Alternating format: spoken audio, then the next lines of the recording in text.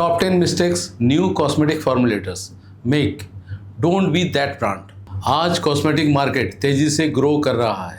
हर week नए brand launch हो रहे हैं, नए फॉर्मुलेटर्स नए आइडियाज़ के साथ प्रोडक्ट बना रहे हैं। लेकिन एक इम्पोर्टेंट क्वेश्चन है, क्या ये प्रोडक्ट साइंटिफिकली साउंड है? क्या ये सेफ, स्टेबल और लीगली कंप्लायंट है?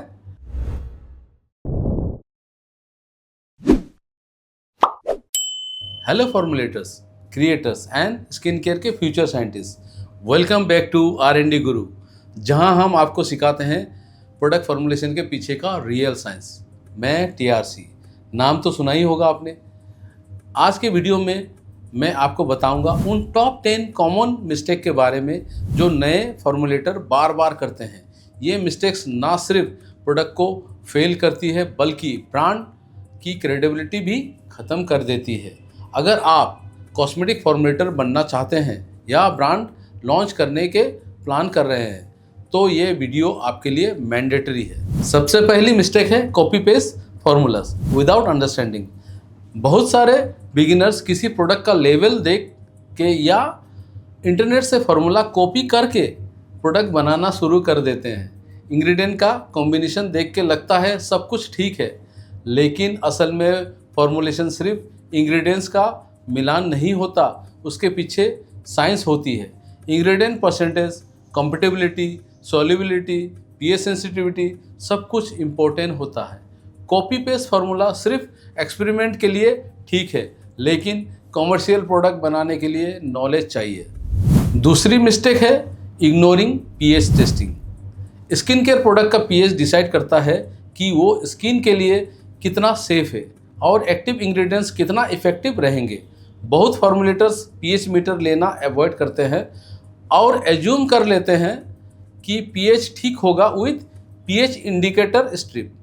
गलत pH skin irritation, product degradation और एक्टिव्स के ब्रेकडाउन का रीज़न बन सकता है। हर वाटर बेस्ड प्रोडक्ट का pH बनाने के बाद ज़रूर टेस्ट करें और अगर ज़रूरत हो तो बफर सॉल्यूशन या एसिड या बेस के थ्रू एडजस्ट करें। तीसरी मिस्टेक है स्किपिंग प्रिजर्वेटिव्स। नेचुरल बनाना है तो प्रिजर्वेटिव हटा दिया। ये सबसे कॉमन और डेंजरस गलती है। इंडिया जैसे कंट्री जहां टेम्परेचर और ह्यूमिडिटी दोनों हाई होते हैं, वहां preservative free formulation microbial growth का घर बन जाता है। फंगल ग्रोथ, बैक्टीरियल कॉलोनीज और प्रोडक्ट स्पॉयलेज बहुत जल्दी हो सकती है, चाहे आप हर्बल हो, आयुर्वेद हो या नेचुरल। अगर वाटर फेज है तो प्रिजर्वेटिव लगाना ही पड़ेगा। Use approved preservative like phenoxyethanol, ethyl hexyl glycerin, sodium benzoate with potassium sorbate etcetera. Fourth mistake है ओवरडोजिंग एक्टिव्स।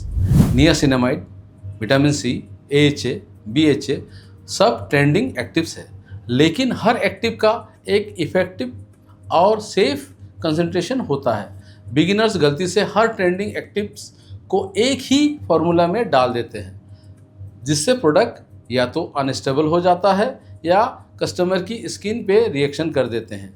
आपके प्रोडक्ट काम करे, इरिटेशन ना दे और स्टेबल रहे, इसके लिए एक्टिव्स की compatibility, required pH, concentration range सब समझना पड़ता है। फिफ्थ मिस्टेक है स्किपिंग स्टेबिलिटी टेस्टिंग। प्रोडक्ट बनाना एक पार्ट है, लेकिन उसकी स्टेबिलिटी को टेस्ट करना उससे ज़्यादा इम्पोर्टेंट है। प्रोडक्ट फ्रिज में या रूम टेम्परेचर पे ठीक चल रहा है, इसका मतलब ये नहीं कि वो सेल्फ स्टेबल है। आपको फ्रिज दो cycle 40 degree Celsius high temperature exposure ambient condition में 4 वीक टू 8 वीक टेस्टिंग करनी चाहिए।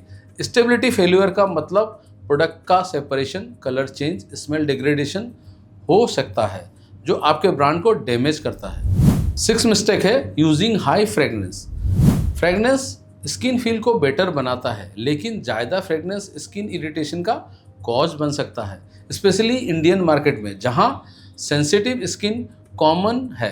बिगिनर कभी कभी 2-3% तक फ्रेगनेंस डाल देते हैं, वो भी बिना IFRA गाइडलाइन समझे। इसका सेफ लिमिट 0.3 to 0.5 होती है और फ्रेगनेंस हमेशा IFRA सर्टिफाइड और एलर्जन डिक्लेयर्ड होना चाहिए। सेवेंथ मिस्टेक है not maintaining documentation. Professional brand बनाने के लिए फॉर्मुलेशन बनाना काफ़ी नहीं होता। हर बैच का proper record, raw material source, manufacturing date, batch number, ये सब मेंटेन करना मैंडेटरी होता है। अगर कल आपका प्रोडक्ट रिकॉल हो गया या लीगली क्वेरी आई तो आपके पास रिकॉर्ड होना चाहिए। Batch sheet, COS, MSDS and formulations logs सब प्रॉपर फॉर्मेट में रखना एक रेस्पॉन्सिबल फॉर्मुलेटर की पहचान है। 8th मिस्टेक है रॉन्ग इमल्सिफायर सिलेक्शन। इमल्सन बन गया लेकिन 3 दिन में स्प्लिट हो गया। शायद आपने इमल्सिफायर सिस्टम गलत चूज़ किया। हर इमल्सिफायर का HLB value, oil phase, compatibility, thickener support अलग होता है। क्रीम, लोशन, जेल सबके लिए अलग अलग सिस्टम लगता है। बिगिनर्स को ये समझना चाहिए कि इमल्सिफायर प्लस को इमल्सिफायर प्लस थिकनर का बैलेंस ही प्रोडक्ट को स्टेबल बनाता है। 9th मिस्टेक है नॉन टेस्टिंग इंग्रेडिएंट कंपेटिबिलिटी।